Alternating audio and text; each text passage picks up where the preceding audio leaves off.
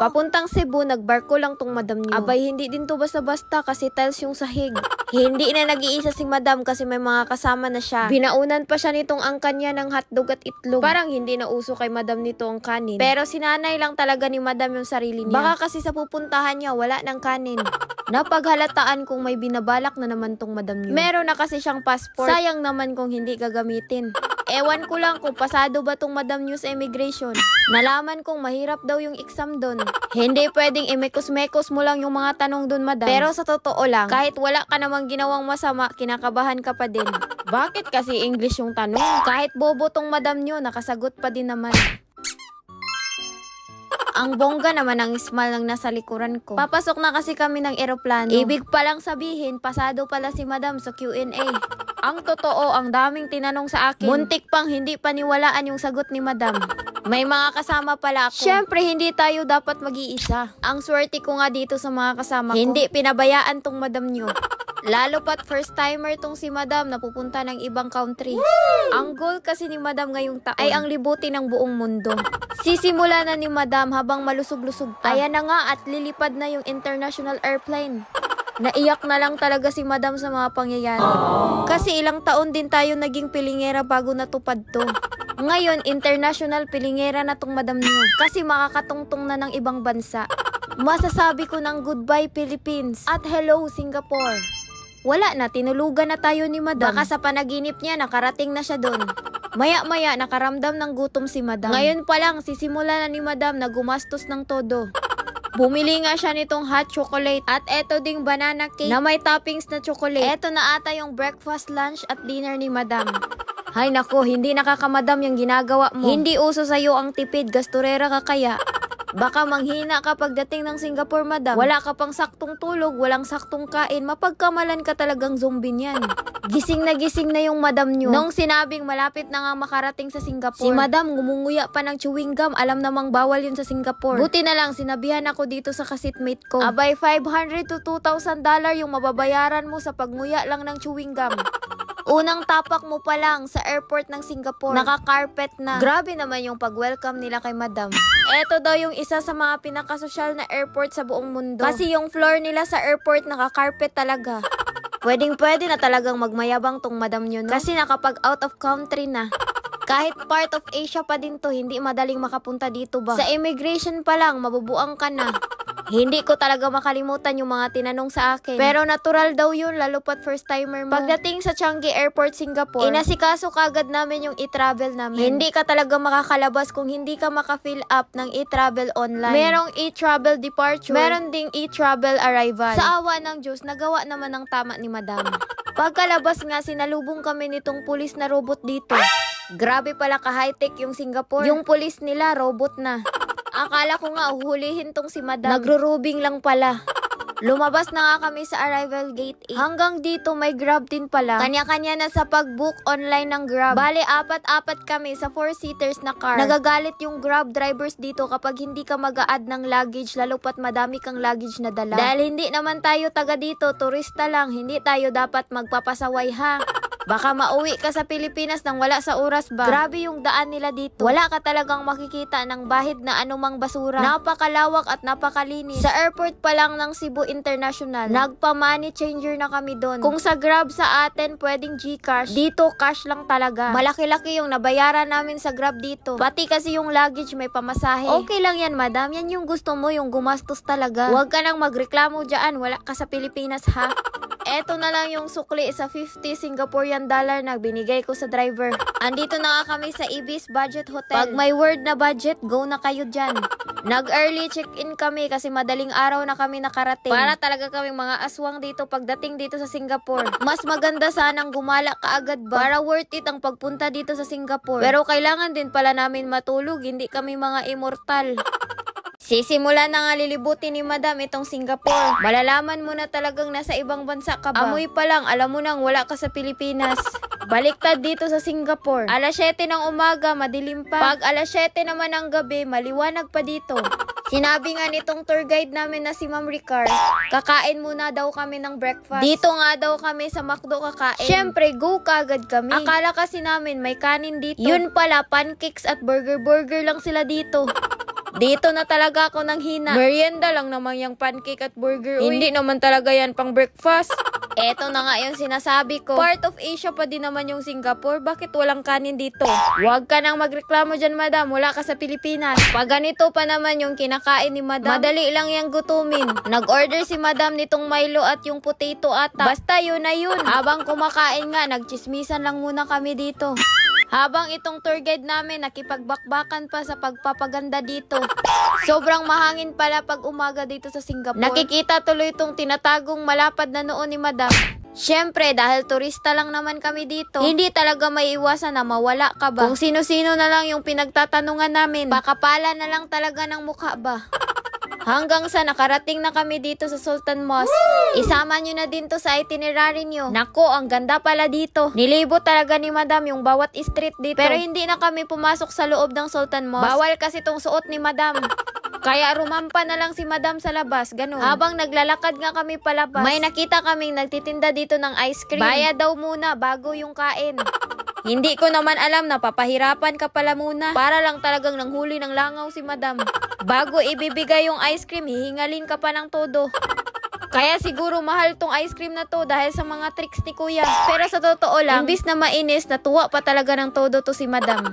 Papagudin ka pa talaga ng todo bago ibigay yung ice cream. Napasayaw na lang talaga kami ng ice cream yummy, ice cream good dito. Pero in fairness, ang sarap ng ice cream nila. Ang flavor daw nito is goat milk. Ang sarap pala ng gatas ng kambing. Pag ganito na yung pagmumuka ni madam, gutom na yan. Nakakagutom talaga yung gumala. Lalo na pag walang kanin nakakainin. May nakita kaming kainan dito na madami talagang kumakain. Dahil mura lang pala yung foods nila dito. Puro noodles nga lang yung menu na pagpipilian. Mura lang yung noodles nila dito, tapos madami pa yung isang serve. Kaya naghati na lang kami nitong ka-roommate ko. Siyempre, kahit gutom yan si madam, nagtitipid pa din yan. Kailangan talaga, baka hindi na tayo makauwi na Pilipinas ba? Sabay-sabay na kami sa paghigop nitong noodles. Eto nga din ka-roommate ko. Tapos eto nga si Madam Rica. Siyempre, meron din kaming kasamang senior citizen couple. Andito din si Madam Cargador at yung husband niya. Hindi din nagpapahuli tong tour guide namin. Medyo nahirapan pa nga sa pag-chopstick nitong hipon. Kinain na din ni Madam pati yung balat ng hipon. Pati din tong drinks, share din kami nitong ka-roommate ko. Dapat meron ka laging dalang bottled water. Dahil madami kang makikitang refill station dito na drinking water. Kaysa bumili ka pa ng bago, $1 na dito. Papunta sa next itinerary. Nag-grab talaga kami papunta doon. Para hindi na kami maliligaw pa. Nagtipid sa pagkain pero may budget sa grab. Dumaretso na nga kami dito sa Merlion Park. Nakitang-kita mo talaga dito yung Marina Bay Sands Hotel. Wow! Siyempre, hinanap kagad namin si Merlion. Yung bumubuga ng tubig ba? I-check ko lang kung unlimited ba talaga yung binubuga na tubig ni Merlion. Eto talaga yung isa sa mga sikat na tourist spot dito sa Singapore. Kailangang mag-attendance ka muna dito. Talagang mga ngalay talaga yung panga mo sa kakanganga. Madami ka pa talagang maiinom na tubig bago mo makuha yung perfect pose. Halos yung mga turista dito nakanganga talaga. Papasukin din pala namin itong Marina Bay Sands Hotel. Grabe, sobrang ganda talaga sa loob. Kaya nga lang, hindi kami makapag-check-in dito. Kung ganito na lang yung natira sa aming pera, huwag ka na lang maglakas loob na pumasok dito kung wala kang ikabuga. Pero naghanap pa din kami ng paraan. Buti na lang andito si kumaring Madam Mayra nag-check-in. Eto nga at nakapasok na nga kami kagad. Discarding malupitan lang ba? Pinapasok nga niya kami dito sa room nila. Nakitang-kita mo nga yung baba kasi nasa tuktok. Pinagyabangan niya sa amin itong kurtina na kusa na lang bumubukas. Pagkaganda-ganda naman pala yung view nila dito. Pumasok lang talaga kami dito para makicharge ba? Dahil mag-check out na din pala sila dito. Kanya-kanya na nga kami sa siksikan dito sa elevator. Siyempre, hindi pa kami bababa. Pupunta pa kami sa pinakatuktok. Na andun nga yung swimming pool. Siyempre, bawal kaming pumasok dyan kasi hindi naman kami nag-check-in. 50,000 din naman kasi yung one night dito. Matutulog ka lang at kakain, ligwak na yung 50k mo. Ang importante, nakapag-picture kami dito nang hindi man lang nag-check-in ba.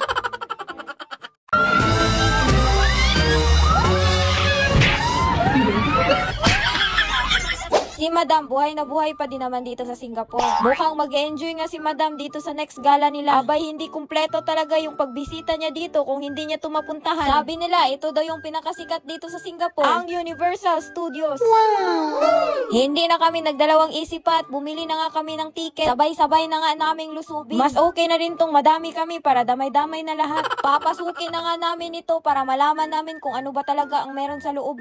Hindi ka makapasok dito kung walang ticket, kaya dapat bumili ka. I-scan lang nila yung ticket para bumukas yung gate. Etong si madam, parang bata na ngayon lang nakagala ba? Aba, tumatakbo pang pumasok sa loob. Nako, pagkamalan ka talagang kinder dyan, madam. Lahat ng nakikita ko sa loob, bago lang sa paningin ko. Ngayon lang talaga ako nakakita ng mga ganito ba. Muntik ko pang sampalin yung sarili ko, baka panaginip lang to. Ang nabili nga naming ticket ay libre sa lahat ng rides at show. Kaya kahit kakapasok lang, abay sisimulan na namin kaagad to. Ang una nga naming sinulong dito itong Transformers ride na naka 3D battles. Pagkapasok mo lang sa loob, parang nasa ibang planeta ka na. Pagkadami-daming taong pumila dito sa rides na to. Habang pumipila nga, kinakabahan na itong si madam kung makakalabas pa ba siya ng buhay dito. Eto na nga at nakapwesto na si madam. Suot na nga niya itong binigay na 3D eyeglasses. Kakasimula pa nga lang, sumisigaw na si madam dito kasi nagsimula ng magbakbakan. Para talaga kaming nasa Transformers battle. Andito nga si Bumblebee at si Optimus Prime. Sila yung savior namin sa show na ito. Kasi nilusob kami ng kampo ng kadiliman. Kung ano yung pangyayari, yan din ang kinikilo sa sinasakyan namin. Partida, naka 3D pa, tapos ganito yung eksena. Mapapasigaw ka na lang at mapapatili ka talaga na sobra. Hindi ko na nga alam kung nasa planet Earth pa ba ako or nasa outer space. Basta yung kaluluwa ko medyo nanganganib na. Buti na lang talaga niligtas kami ni Bumblebee at ni Optimus Prime. Pagkatapos talaga ng rides na to, pinagpawisan talaga yung dalawang kilikili ko. Buhay na buhay pa naman kaming nakalabas sa unang ride. Ito na naman yung pangalawa naming lulusubin. Nakita namin dito din pala pumipila itong mga kasama namin. Ito na nga at nakasakay na nga itong madam nyo. Unang ikot pa lang, hindi na madrawing tong pagmumuka ni madam. Nahilo kami sa ikalawang rides kaya naglakad-lakad muna kami. Tapos meron nga kaming nakitang matangkad na Egyptian. Siyempre, magpa-picture muna itong madam nyo. Nadaanan nga namin itong Revenge of the Mummy. Title pa lang, parang nakakatakot na. Kaya dumiretso na kami dito sa Treasure Hunters. Pagkapasok nga namin, pagkadami-daming pumipila dito, parang nangihina na tuloy itong mga kasama ko. Lalo naman itong si madam, inaantok na. Sayang naman to kung hindi namin ituloy, nakapila na din naman kami. For how many hours, minutes, and seconds, makakasakay na din kami sa rides na ito. Upwesto na nga itong madam nyo. Okay, I am the driver now. Akala naman ni madam na siya yung magiging driver, automatic naman pala itong umaandar.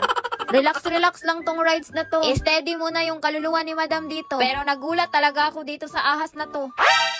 Andito lang pala yung kayamanang tinatago ni madam.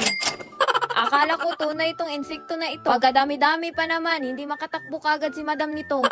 Parang pinarelax muna si madam dito saglit. Tapos bakbakan na naman sa next na rides. Dumaretso na nga kami dito sa Jurassic Park na kung saan dito nanirahan yung mga lahi ni madam. Ano na naman kayang meron dito? Habang pumipila, nagdadasal na itong si madam. Nagugulat nga ako sa mga pumipila dito kasi nakasuot ng raincoat. Pero itong kasunod ni madam, hindi man lang nagsuot kaya okay lang siguro. Eto na nga at sasakay na itong si madam. Kakapwesto pa lang, hindi na mapaliwanag tong pagmumukha niya. Mag-floating pala kami dito sa river. Mukhang maliligo talaga si madam dito ah. Lalong kinabahan si madam dito kasi pinasok pa kami sa tunnel. Sobrang dilim talaga sa loob ah. Ipagdarasal nyo na lang talaga si madam. Pagkatapos talaga ng rides, para talaga kaming mga basang sisiw. Si madam parang nakaihi lang oh. Para naman kaming prinsesa sa next na pinasukan namin. Eto ata yung palasyo ni madam na matagal niya nang hinahanap. Palasyo pala to ni Shrek at ni Fiona. Pero parang nahuli na kami, hindi na kami pwedeng makapasok sa palasyo. Sa lahat ng rides, ito talaga yung isa sa mga inayawan ni madam. Ewan ko na lang kung mababalik pa ba yung kaluluwa ni madam kapag sumakay siya dito. Pinapasakay nga ako dito sa mga kasama ko. Umayaw talaga si madam kasi gusto niya pang umuwi ng buhay sa Pilipinas. Kawawa naman tong si madam, iiyak na talaga to.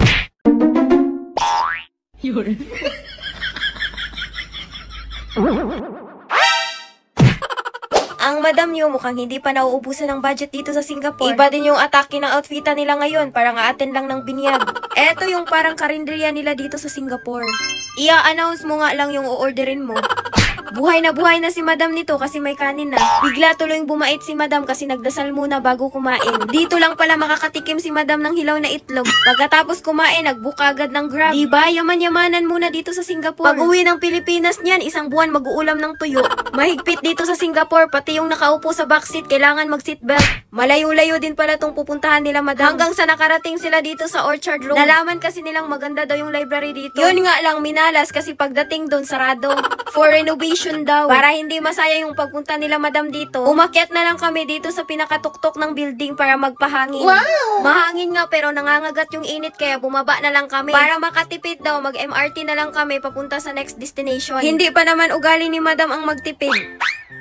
Yung talent ni madam, yung gumastos lang talaga. Hindi uso yung hagdan dito, puro escalator na lang yung nakikita ko. Sasakay na nga kami ulit dito sa Sentosa Express. Habang sumasakay ka nga dito, makikita mo yung napakagandang view ng baba. Sobrang linis talaga, wala kang makikitang dumi. Andito na nga kami kila Madam Tussauds. Hindi ka makapasok dito kagad na hindi ka makabayad ng entrance. Kasama na nga sa babayaran itong libro. Eto yung mga makilala mo sa bahay ni Madam Tussauds. Nalaman ni Madam na madaming gwapo dito kaya pinasok na kagad ni Madam. Meron ngang nag-aya dito na mag-selfie kaya pinagbigyan na lang ni Madam. Habang naliligaw nga si Madam dito, may gwapong nagturo ng direksyon. Wait lang, titignan ko lang muna kung ilang pandesal yung meron siya. Andito din pala yung kumari ni Madam. Wait lang, manghihingi muna ako ng pamasko kay Ninong. Magkwentuhan muna kami nitong lola kong bigatin. Nag-hi muna saglit si madam sa mami at daddy niya. Hala, ibang klase magpa-picture si madam kasi may kasamang himas. Yun. Uy, parang ibang himas na yun ba? Lumala na, parang espidyo na tong pangyayaring ito. Tigilan mo yung kalandian mong yan, madam. Hindi na tama yung ginagawa mo, ha? Hindi na kailangan pumunta ng Korea para ma-meet tong si Lee Min-ho. Uupa ka na talaga kita, madam. Sinabing picture lang pero may iba ka talagang intention ba? Grabe naman kasi yung wax museum nila dito, parang totoo na ba? Dito lang pala makikita ni madam si Bruce Lee at si Jackie Chan. In fairness, ang bango ng kilikili niya. Dito mo lang pala makikita yung mga sikat na celebrities. Yun nga lang, di nga lang gumagalaw. Eto nga pala si Madam Tussauds. Nakakatakot yung history niya ba? May pa-rides din pala sila dito. Kaya bago umalis, sinakyan na namin to. Abay, kasama din to sa bayad. Nanood din kami ng Marvel's 3D dito. Tapos, dumiretso na kaagad kami dito sa Central Beach Bazaar para matikman kung gaano kaalat yung dagat nila dito. Abay, kakaiba din pala yung buhangin nila. Pwede nang gawing asin to. Ang mga kasama ko, kahit walang dalang pamalit, naligo talaga sila. Habang si Madam, umiiral na naman ang pagkalahing kambing. Bago nga uuwi sa hotel, bibili na nga kami ng pasalubong. Sobrang mura ng chocolate nila dito. Nakakabutas ng bulsa. Umayaw na kagad itong madam nyo. Kapag bibili ka daw ng pasalubong, dapat dito ka daw pumunta. Madami ka talagang mabibili. Kasi ang mura lang ng mga souvenirs nila dito. Wow! Lalo na itong mga chocolates nila na made in Singapore. Sa 10 Singaporean dollar mo, meron ka ng 5 box na chocolate na ganito. May iba't iba pang flavor talaga. Mukhang papakyawin na ata to ni madam, ah. Bibilhan kasi ng pasalubong ni madam yung mga angkan niya. Puro chocolate na lang tong bibili ni madam. Sa dami ng binili ni madam, ewan ko na lang kung hindi mapudpud yung mga ngipin na maangkan niya nito.